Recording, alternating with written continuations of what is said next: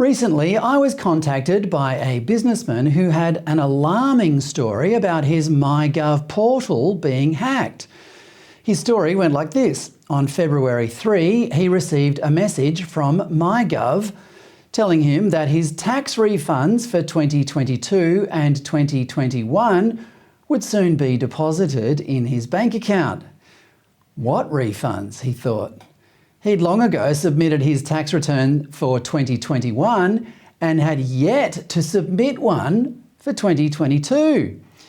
He put it on the back burner for 6 days, then rang his accountant. She told him there had been nothing submitted on his account. So he jumped onto MyGov and discovered, to his surprise, that someone pretending to be him had submitted an amendment for 2021 and an original return for 2022. The tax agent number they were lodged under was not the same as his accountant's. He was now due a return totalling about $12,000.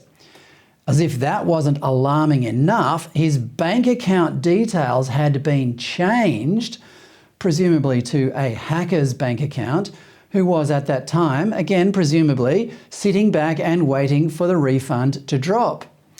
As it happens, the money was transferred that very day, not to him, but to the mystery bank account. The businessman told me that he, like many non-accountants, had no idea how to submit tax returns, which he left up to his accountant. I then spoke to his accountant, who said she had not made any unauthorised submissions.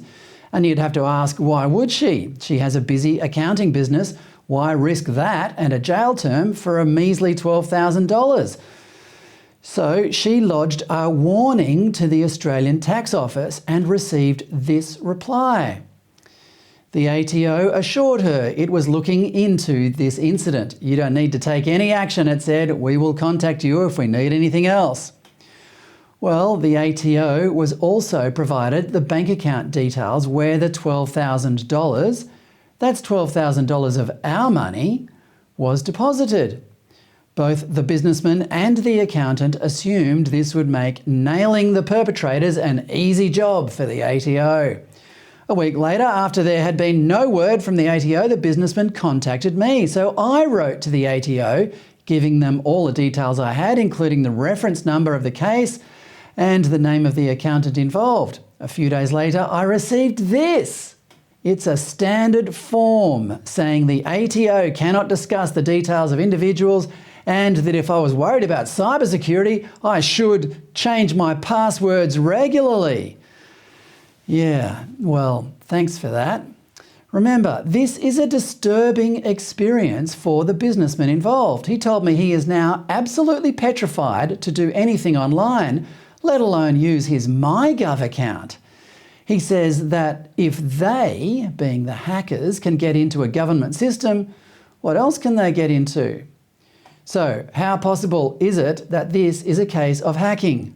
Well, it's highly possible.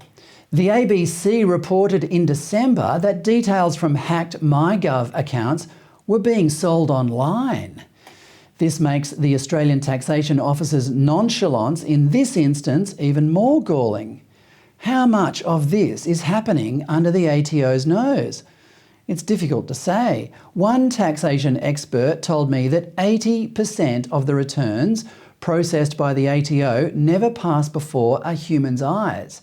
As long as the tax return doesn't stray outside normal parameters for that particular taxpayer's industry, the whole thing is handled by computers. Hackers would know this and modify their embezzlements accordingly. I contacted Steve Morgan, founder of market researcher Cybersecurity Ventures and editor-in-chief of Cybercrime magazine, based in New York.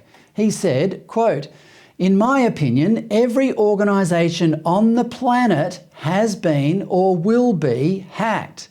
There is no such thing as an impenetrable system. Look no further than blockchain-powered crypto exchanges."